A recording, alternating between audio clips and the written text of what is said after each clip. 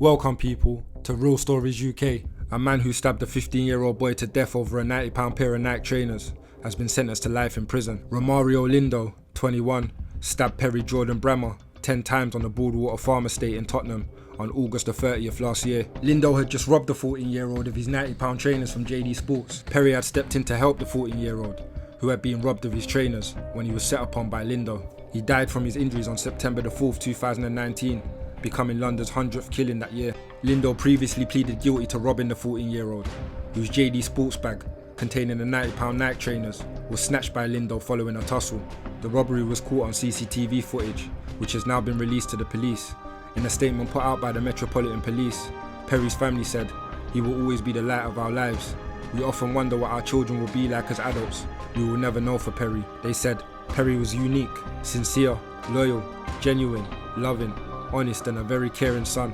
He had a smile that would light up a room, and he had a gift for making people feel loved and important. We take some comfort that our child was doing the right thing at the time he was being a hero. He was helping another child who he did not know, who was violently being robbed of his trainers. For some, there may have been a choice not to help. However, our Perry would, as he has always stuck up for what was right. Our Perry did not deserve what happened to him. No one does." Catherine Gould from the CPS said, "This was a tragic loss of young life in the space of 1 minute, just for the sake of a pair of trainers." Romario Lindo claimed he had acted in self-defense, but due to the CCTV footage, the prosecution case was able to prove otherwise. The prosecution case also included DNA evidence, eyewitness testimony, and CCTV footage that showed how the events unfolded. This case is yet another example of how knife crime can shatter communities and families. The CPS said they take knife crime extremely seriously and will work with partners such as the police to bring offenders to justice.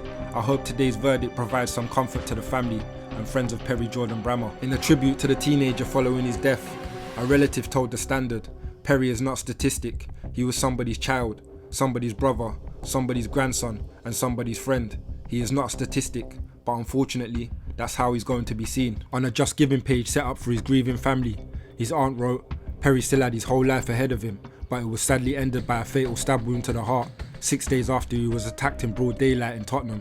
Perry clearly had a big heart and cared about people even if he didn't know them.